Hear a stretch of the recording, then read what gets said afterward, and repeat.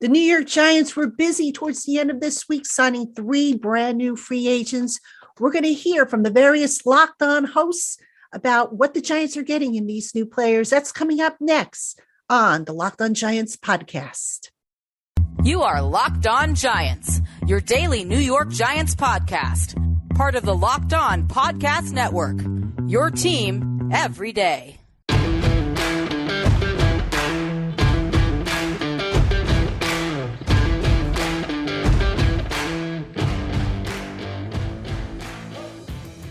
Hello, New York Giant fans, and welcome to a new edition of the Locked On Giants podcast, part of the Locked On Podcast family, your team every day. I'm your host, Patricia Traina, and on today's show, we had a very busy show today.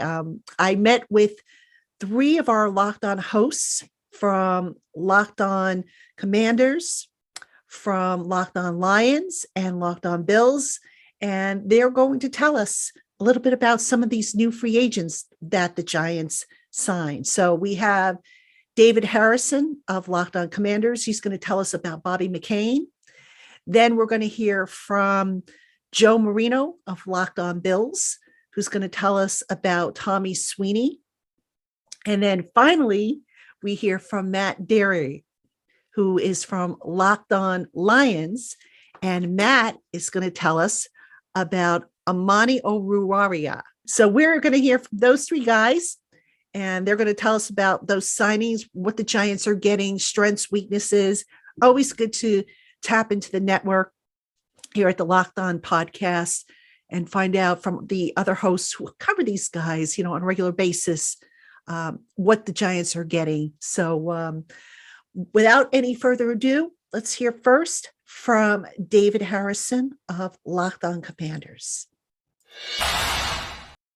All right, New York Giant fans, joining me now on the podcast is David Harrison, co-host of Locked On Commanders, and he's going to give us a little information about the Giants' newest defensive back signing, Bobby McCain. David, thank you so much for coming on the program with me. Oh, absolutely. Happy to do it. All right, David. So what can you tell us about Bobby McCain? Yeah, I mean, I think the word that comes to mind first when you talk about Bobby McCain is solid, and in NFL circles, that typically means average, and that's not a bad thing. I think that you're getting a very capable free safety type of defensive back who's a team leader. He's willing to do what the team asked him to do. Last season in Washington, we watched him start off the season up top, playing next to Cameron Curl back there as, kind of your traditional free safety, strong safety duo, even though the Commanders do a lot of different things with their safety. So there's no, I think the days of the traditional strong safety are really kind of gone with the passing league today. But that's a different conversation. And then later on in the season, as Derek Forrest emerged as a really good player, and the need for a nickel back emerged with William Jackson getting kind of, pushed to the side, Benjamin St-Juste moving back outside, Bobby dropped down into the nickel spot and did admirably. Not the greatest tackler in the world. He's a little bit of a smaller guy. Wouldn't put him up against, fortunately, he's not going to have to, but if you were playing against Darren Waller, wouldn't put him up against Darren Waller lined up in the slot. But, and if you see him at practice and training camp lined up there, if I'm Daniel Jones, that's where I'm going to throw the ball. But, as far as covering slot receivers, that's probably his strongest suit, mostly in zone, if you're playing a more athletic slot receiver. But just a smart, savvy guy, locker room leader, doesn't make a lot of noise, on the practice field or in the locker room. But as media, you're going to love him because he's always willing to talk, and he's pretty upfront. You know what I mean? Doesn't have a lot of canned answers. He's pretty willing to tell you kind of what's what and be professional about it. Now, as I understand it, he was initially a cornerback and he converted to safety when he got to Washington. Is that correct? Yeah, absolutely. So, like I said, I mean, DB, right? Defensive back. That's kind of like we have edge rushers nowadays. Like people don't really classify defensive ends and outside linebackers as just edge rusher, and then we make you work. That's how I would describe Bobby McCain. But yeah, cornerback, starting off, moved to free safety, again, kind of down into the nickel last year. And I think that's really where the most value from a guy like Bobby McCain is going to come from, because versatility is a great word in today's league, and everybody's looking for that versatility. To bring up Darren Waller again, that's one of the reasons that people love the tight end like that, who's willing to do some work in the blocking game, but also capable of doing things in the passing game. Bobby McCain is that guy. If you want him to play outside. I don't know if I would want him to, but if you want him to, he's going to do it and he's going to give you his best. You keep mentioning free safety. Does he have experience playing down in the box, and is he much of a blitzer? I don't know if I would say that he's much of a blitzer. If you can catch a team, unaware, like if you can catch them by surprise and get him free without a blocker, then sure, he's absolutely got the speed to kind of close there. But for the box type of guys, like Derek Forrest in Washington was the Buffalo nickel, kind of your in the box hybrid, safety linebacker hybrid. Cam Curl is more of that kind of box guy for the Washington Commanders. So Bobby McCain is certainly more of a cover guy in that aspect. And in terms of, you mentioned some of the things he does well at free safety. How is his speed at this point in his career? Again, solid, average, right? So like if you play the Miami Dolphins, for example, and you have Tyreek Hill in the slot, don't leave him manned up. And if you put him in zone, put somebody on top of him, but he's at adequate speed. I think if you put him against kind of the median speed guy, in the National Football League, you can at least do enough to keep up. And again, that veteran savvy and intelligence, he's smart enough to know when his skill set is outmatched by his opponent and knows how to do things to make sure that disadvantage most of the time doesn't become, a poison pill. And I assume he has experience with press coverage, which is what Wink Martindale likes to run a lot. Yeah, certainly. I mean, the Commanders will run a little bit, run a little bit of press, run a little bit of zone. I think most defensive coordinators nowadays, I don't know about Wink specifically, he seems to be a little bit more of a guy who might be typically kind of like, here's how you do it and do it my way, just from getting to talk to him down in Mobile this year and kind of feeling out his personality. It's a lot of, especially the veteran guys, like, what do you need? Do you need to be up front? Do you need to back off a little bit? Do you need to bail early? Do you need to play that press? However you need to do it to make the scheme work. But if you ask him to do it, he's certainly willing to do it. I think that's kind of the biggest thing is anything you ask Bobby McCain to do, he's going to do it for the team. He's going to do it the best he can. And he's also durable. I believe he's only missed a small handful of games, and certainly none in the last 3 years. Am I correct? Yeah, absolutely reliable guy. I mean, 15 games played or more for the last 3 years, 2 years with Washington Commanders. He's a guy who's always there. You know what I mean? No matter who was maybe getting injured, who wasn't. Again, we went through injuries with William Jackson. Cameron Curl had some injuries throughout the season. Benjamin St. Juste ended up going out towards the end of the season, but Bobby McCain and Kendall Fuller, for what it's worth, was also kind of like that veteran steady presence for the secondary. And yeah, I mean, I think it was Trent Dilfer was the first person I heard say the most important ability is availability. So hopefully you guys get that out of Bobby and Saquon for what it's worth as well. Yeah, definitely Saquon as well. Yeah. Why do you think Washington didn't try to retain Bobby? It's a move to the younger players. Derek Forrest really took a step forward this last season, and that's kind of weird because like Derek Forrest and Cameron Curl, I would kind of say they're very similar type players, more box safeties than they are pure cover safeties, but they also both have the ability to cover it and have some range as well. So it's an interesting dynamic of what's happening with Washington's defense. They also have Percy Butler that they got in last year's draft and liked him a lot. And he is kind of that more traditional athletic, faster cover type safety than he is kind of an in the box guy. Also got some experience at the nickel position last season as well. So I think they like what they have there with some of the cap moves that they needed to make. I think they were in dire cap situations, but just kind of able to free up some cash, move Derek Forrest kind of permanently into that co-starting safety position. Percy Butler's role expected to expand this year. And then, of course, as you know, this year's NFL draft is full of big nickel safeties. So if you need to go get yourself a nickel / safety in this year's draft, you can do that. So they decided to go that route, I expect, versus keeping Bobby McCain, letting him go out as a veteran and find another deal elsewhere. Now, when he was initially, he hasn't signed as of this recording. He probably will by the time this airs. But a lot of people said, "Oh, there's your replacement for Julian Love." Now, you've seen Julian Love a couple times. When the Giants have played Washington.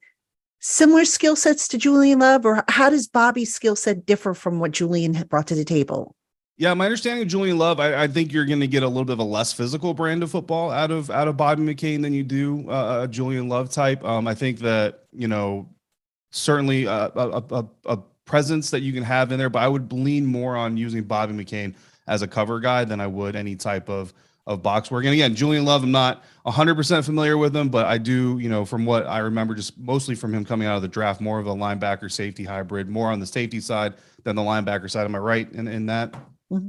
Yeah. Yeah. So, and Bobby McCain is just he's more your pure defensive back. You know what I mean? So again, if you need him to fill a run fit, he's going to give it his all. If you need him to blitz, he's going to give it his all. But as far as that being his strong suit, I would use him more kind of in your sub package, third and long, or if you want him on the field on an every snap situation, then that's where you might look at him at nickel in a coverage standpoint or at that free safety. I don't know if I would leave him single high too often. But if you leave him single high and you're confident in the matchup on one side, just give him half the field to cover and he'll be able to do it. What about special teams? That was a big role that Julian played for most of his career until like they cut him back last year. What does Bobby bring on that aspect? I mean, he hasn't had to do a lot of it, honestly. We've had guys like Christian Holmes, Tariq Castro Fields, Percy Butler in Washington kind of fill those gunner roles and do all those things. But I mean, I would be surprised. Like if the Giants asked Bobby to do some work on special teams and he just flat out denied it, I would be incredibly surprised. Again, you're getting a really good guy, team player, team focus. Again, he's not going to shy away from really any challenge that the Giants throw at him. So I believe he certainly could provide value there if they need him to. I just don't, I don't recall seeing him do a lot of it. Definitely a lot of younger guys that we saw doing that for Washington. And then, of course, one final intangible to talk about is the leadership. He is an older guy, and the Giants defensive back room, safeties and cornerbacks, very young still. Not a whole lot of guys, with a lot of experience like Bobby has. I mean, how is he as a mentor and kind of like a on-field coach? Yeah, he's a quiet dude. Like, if I'm assuming the Giants have some open training camp practices. I think every NFL team, does that. It's good for business. He's not going to jump out, like fans going to look for Bobby McCain. You're going to have to look for him because he's not going to jump out from a personality standpoint. But Patricia, you're going to see him in the locker room and after games and everything. And I always go back to Christian Holmes. I can't remember who the opponent was, but he had a really good outing against one team. And Christian Holmes, he's a late round draft pick last year, rookie, goes out, has a really good performance, getting a lot of praise in the media. The fans are really excited about him. And he's got to feel good. Goes out the next week and just absolutely gets destroyed. I mean, he ends up getting pulled off the field mid-game and doesn't come back out there. After the game, we go into the locker room, and it's the sad, unfortunate situation that we've all kind of seen many times over. He's sitting in his locker, kind of to himself, towel over his head. And you just feel bad for the kid. You know what I mean? Kind of how he feels and you feel bad for him. So we're all leaving him alone, backing off, giving him his space. We don't want, there's a time and a place for all that stuff, and that just wasn't the time and place to be all up in his business and, just kind of let him deal. But something that we all did notice is many players were going over there. Linebacker John Bostic was going over there and talking to him, but Bobby McCain was also one of those guys going over there and talking to him. And, in that moment, you're not going to make Christian Holmes happy or smile or anything like that, but you can see Christian kind of nodding his head a lot, and Bobby was just, his kind of calm demeanor. And I think that's really the great thing about Bobby is he's not, the rah type necessarily, but what he brings is honesty, authenticity, and he brings it at a cool, calm level. So it makes that delivery palatable for any young player to really take in. And yeah, outside of what he's going to bring on the field, I think any young DB with the New York Giants, I mean, if you want to learn how to be a pro in the National Football League for a long time, Bobby McCain is a guy that can teach you how to do it. Well, it sounds like the Giants got an underrated but very good addition to their defensive backs room, to their defense and their team. A typical Brian Dable signing, Joe Shane signing. He sounds like a tremendous guy, and I can't wait to beat him. Yeah, absolutely. I'm happy for Bobby. Happy to see him landing with the team that, is obviously expecting to compete for playoffs, right? That's what you want, and happy to see Bobby do that. All right, Giant fans, coming up next, we're going to hear from Joe Marino of Locked On Bills. Is going to tell us about Tommy Sweeney. Don't go anywhere. Hey, Giant fans, the Built March Madness bracket is here. We know that you have a favorite bar or puff, and now is your time to make it count. Go to BuiltMarchMadness.com to vote for your favorites. I'm going to be voting for the Mint Brownie Puff, a limited time offering, which is just one of my absolute favorite flavors that Built offers. Which one will you be voting for? Support your favorite bar or puff at BuiltMarchMadness.com and be automatically entered into a drawing where 50 lucky Locked On listeners will get a free box of Built, and one lucky fan will get a 12-month subscription to Built. So don't delay, vote every day in March, and don't forget to pick up your favorite Built bars or puffs at a 15% discount with your first order. by using the promo code LOCKED15. Hey, Giant fans, thanks so much for making the Locked On Giants podcast your first listen or watch every single day. Now, for your second listen or watch, check out Locked On NFL Scouting with the Draft Dudes.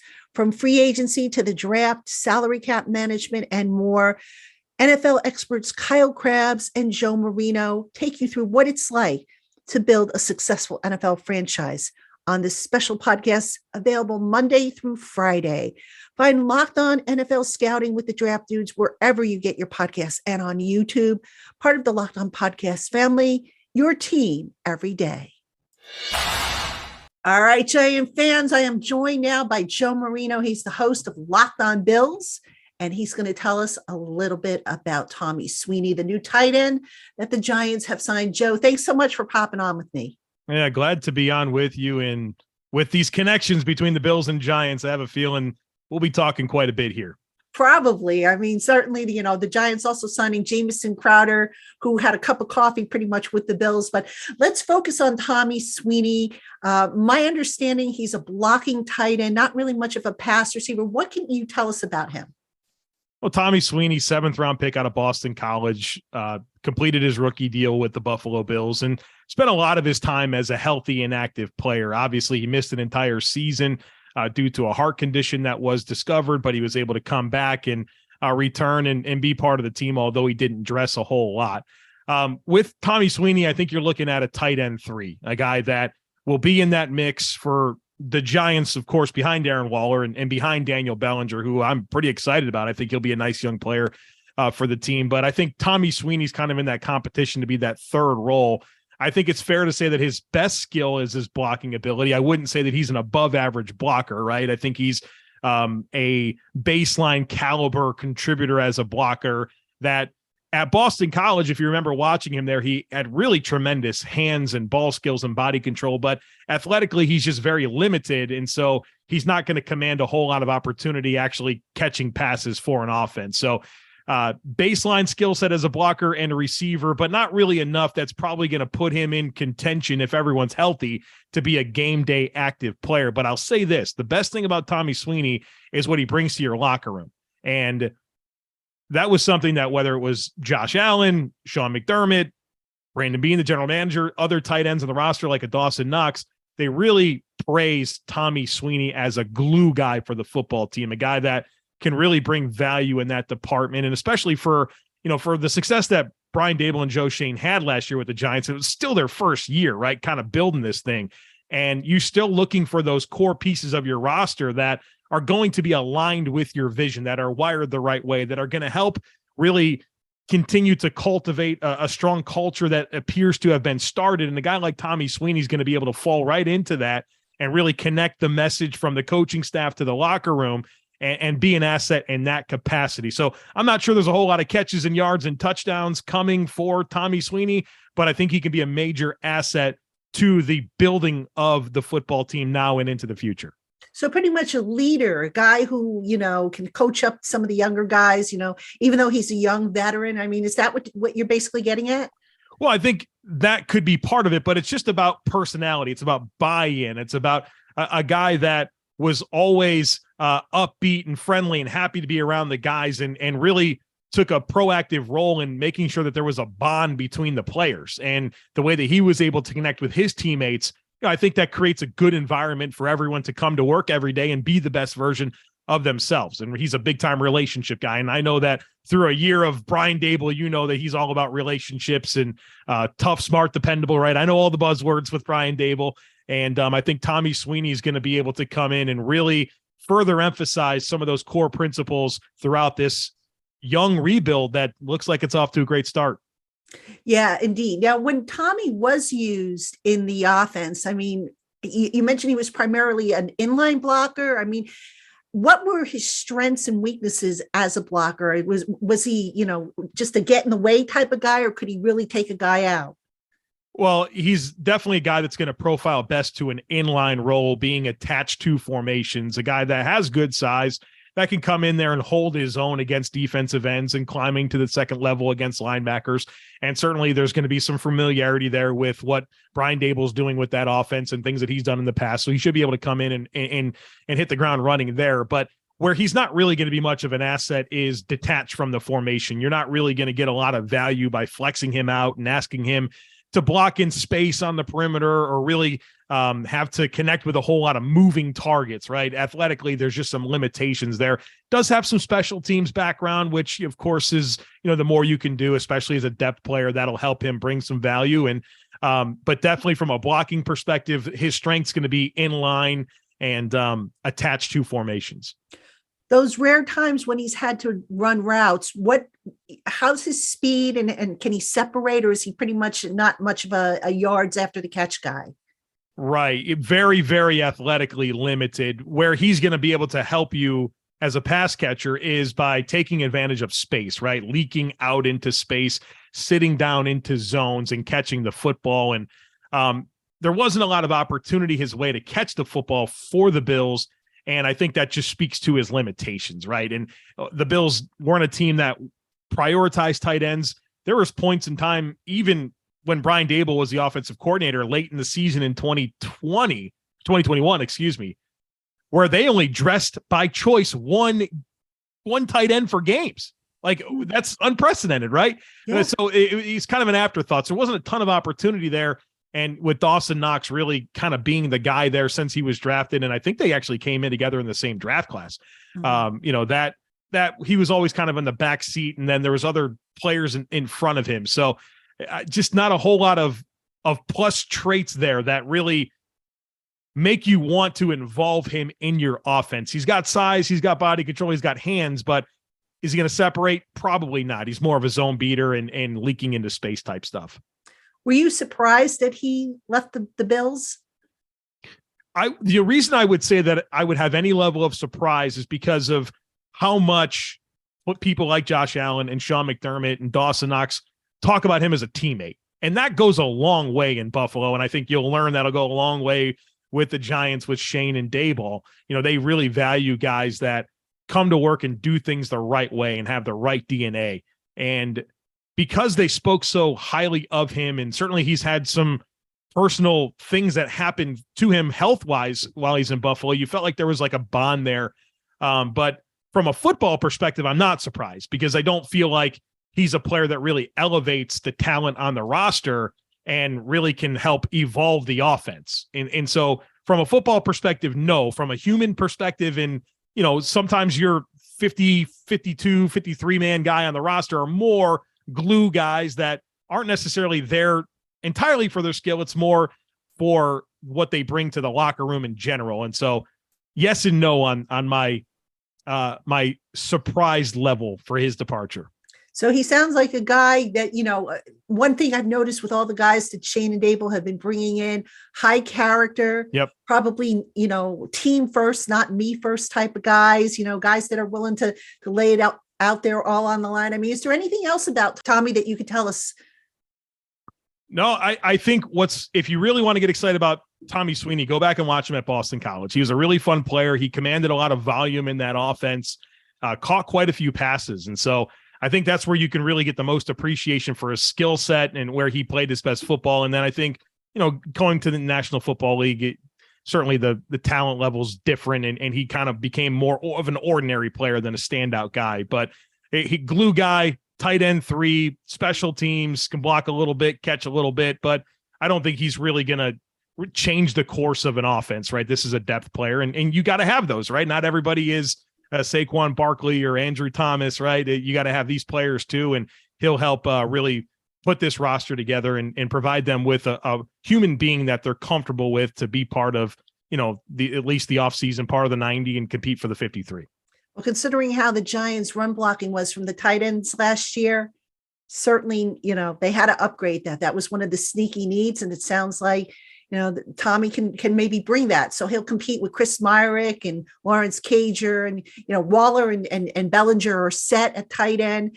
So it sounds like they're building up the tight ends. And one last thing I want to ask you, Joe, this year's tight ends class is supposedly deep. I'm kind of surprised that the Giants, they've been adding tight ends. I mean, is the class maybe not as deep as I think it is? I know you do some draft scouting and stuff, but what's your take on the tight end class? It's really good. I think there's 4 guys that would not surprise me if they were picked in the first round. I don't think 4 tight ends are going to be picked in the first round, but I think you have those types of caliber of guys and a couple more that I think are absolutely day 2 players. And so I think you've got 7, 8 top 3 round talents at tight end, and that's a lot. That's a healthy number.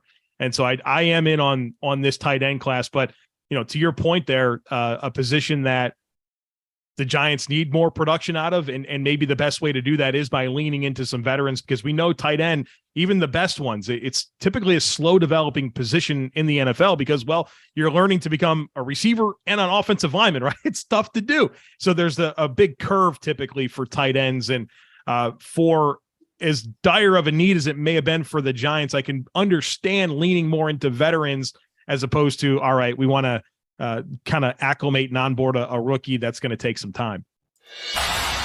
Hey, Giant fans, we might not have football right now, but there's plenty of sports action going on. The NBA, the NHL, MLB's coming back. The WNBA is coming back. And what better time now than ever to download FanDuel, America's #1 sportsbook app, because new customers get a no sweat first bet up to $1,000 if their first bet doesn't win. Just download the FanDuel Sportsbook app from the app stores or from FanDuel.com. It's safe, it's super easy to use, and it's secure. And then you can bet on everything from the money line to the point scores to the spread and more. Plus, FanDuel even lets you combine your bets for a chance at a bigger payout with a same-game parlay. So don't miss out on the chance to get your no-sweat first bet up to $1,000 in bonus bets when you go to FanDuel.com/lockedon. Make every moment more with FanDuel, an official sports betting partner of the NFL. All right, Giant fans, joining me now on the Locked On Giants podcast is Matt Dery of Locked On Lions, and he's going to tell us a little bit about the Giants' new cornerback, Amani Oruwariye. Oh, Patricia, listen, let's tell the listeners and the viewers here that let's it. Oh, and I wrote it down phonetically. You've been practicing this. You've been going over with me. Oruwariye. You're gonna have you're gonna need some time on it. But I needed it too when they drafted him out of Penn State a few years ago. So welcome to the club now. I'll get it, folks. I promise I will get it. It takes me a little bit to get it, but I will get it the more I practice it. Matt, what can you tell us about the Giants' newest corner? Yeah, I've never seen a 180 like I saw with Amani over the last 2 years. Quite honestly, he was probably the team's best cornerback in a very bad season of 2021 when the team only won 3 games. But he really, really stood out. He played well. He was a mid-round pick that had moved up, and with his size and with his ball skills, the 6 interception season, people were excited. They're like, Amani Oruwariye is probably better than the 3rd overall pick, Geoff Okudah. And then this past year, Patricia, he was terrible. I mean, he was really bad. And so it's obvious the Lions were moving on from him when they've spent all of free agency, Detroit, signing other cornerbacks. And so they were never bringing him back. Aubrey Pleasant, the Lions defensive backs coach, was fired midseason last year when Oruwariye was struggling. It was just a bad season for him. I think a 1-year deal and a new venture in New York, he's going to need to turn things around because it's there. But this past year, he was really bad.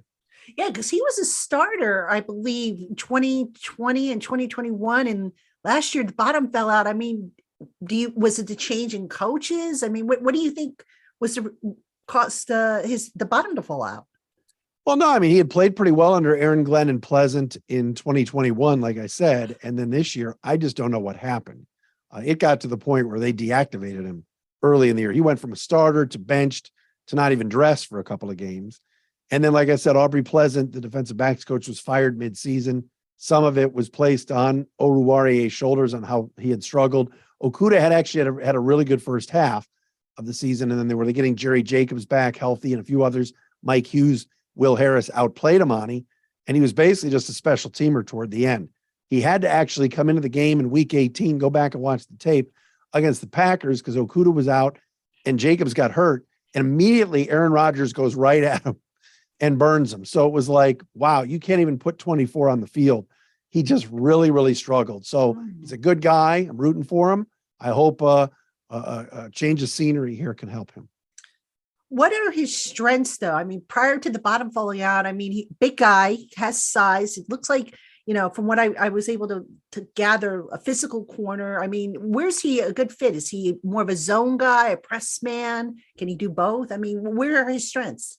Yeah, I mean, before when he first started with the Lions, they still were under the Matt Patricia regime, so it was a lot of a man and press coverage, and they barely played any zone. Then when Aaron Glenn came in, they did play some zone. I think he's better there. He doesn't have great speed, so I think speedier receivers on the outside kind of ran right by him, and he had trouble catching up. And then the ball skills 2 years ago was when he got beat, he at least turned around, knocked the ball away, made a couple of picks, like I said, and played pretty well. But there's a reason he dropped in the draft. He was not a first or second round pick or anything like that, but he developed first couple of years where you went, wow, he's coming into his own. And then this past year, I don't know what happened. I mean, he just dropped off to the point of, like I said, deactivated. They didn't really want to put him on special teams because he really wasn't a special teamer. Probably going to have to be now. But I'm hoping that maybe with a new staff and just a new start somewhere else that he can get back to that 2021 form. But he's pretty good with the ball. He can make the play. He makes catches. He doesn't drop interceptions. If they're in his hands, he gets them. But he's got issues staying with speedier receivers. I wonder, I haven't met him yet. You probably have spoken with him a few times. I mean, what do you think of his mental makeup? Do you think, given what he went through last year, is this something that he can bounce back from? Is he resilient, or is he the type that, maybe it seeps into his head and now, he's going to need a little extra coaxing, if you will, to bring out, what we saw when he was a starter? I mean, he was a good teammate. Anybody that gets kind of, demoted from starter to backup to not even on the roster, or not even on the roster for game days and deactivated. And then here, like I said, week 18, they threw him back out there once Okudah got hurt and Jacobs went down. I think we say either Jacobs or Mike Hughes was hurt in that week 18 Sunday night game, and they were out of corners. He had to play, and he went out there and he gave it his best. I mean, easily could have just kept his helmet on the bench, waved off the coaching staff. I'm good. Nope. He went back out there. So I think he's a good enough guy, and I think he is resilient. His issue is does he have the speed to stay with some of these receivers? He's playing in a division, where you're going to see, Scary Terry twice a year. You're going to see Brown, and those guys in Philly, AJ twice a year, and the Cowboys guys. Not easy. That's not an easy assignment for him. Moving him to safety, I don't know if that's something they'll do.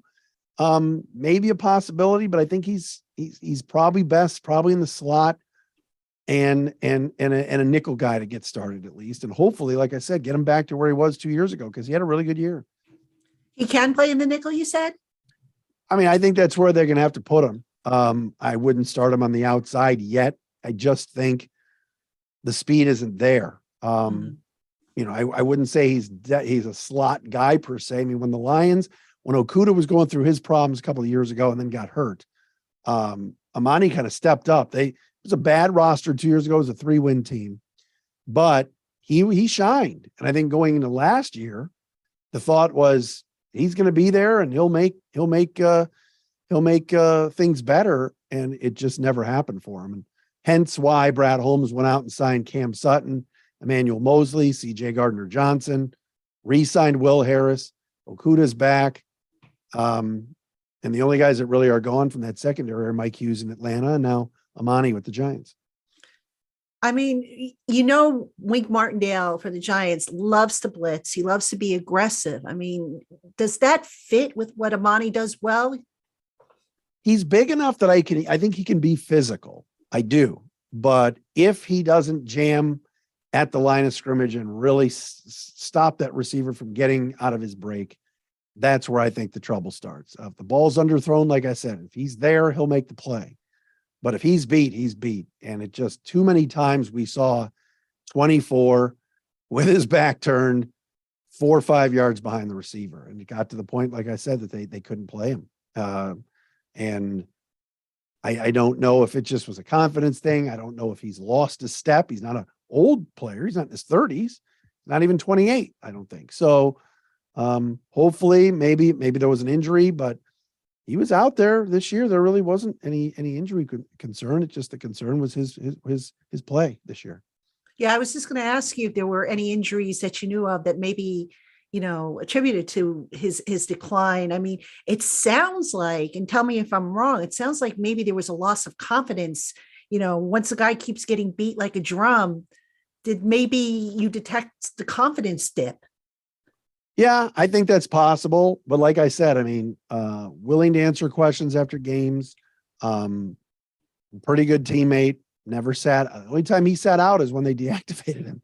Right. I think he would have been on special teams if they would have put him there. I think they did for a couple of games, but he doesn't have the greatest speed, and I don't think he's a guy that runs all that well. So, when they had a guy like AJ Parker, Jerry Jacobs, Will Harris, Melifonwu, those guys were more special teamers than Amani.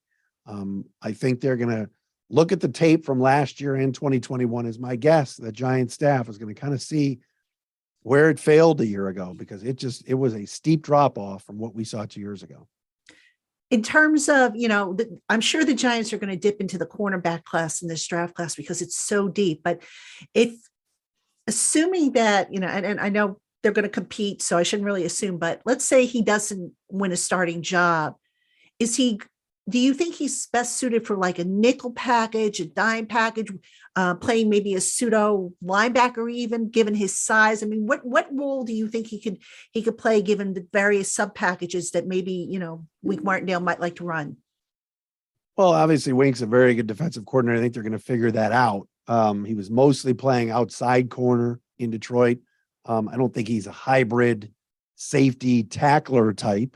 I think he's more of a solid guard the other team's second or third best receiver type of player. It remains to be seen. Look, the other thing too, Patricia, is the Giants have not done very well with former Lions. Kenny Golladay and Jared Davis, I can't believe is back. So be very wary of former Lions going to play for the Giants. It hasn't worked out quite yet. Yeah. Matt, thank you so much for coming on. And I promise I will work on Amani's last name. I feel so bad when I don't get these last names right, but I will work on it. I will. Well, we do these shows every day, as your listeners and viewers know, Patricia. So yeah, Oruwariye, it'll roll off the tongue in no time. So I'm rooting for him. I hope he does well. I think that a change of scenery. He knew he was not coming back here, so yeah. I think a change of scenery is going to be good for him. Yeah. Well, fingers crossed, because, they need to the Giants need to build up their cornerback depth. And, like I said, I do think they're going to dip into the draft class and, because they got to start thinking for the future, and we'll see where he fits in. I mean, it's going to be an interesting competition to say the least. So thank you again for popping on. Giant fans, thank you for tuning in to the Locked On Giants podcast. We'll be back on Monday with all new shows. So until then, have a great weekend, everybody.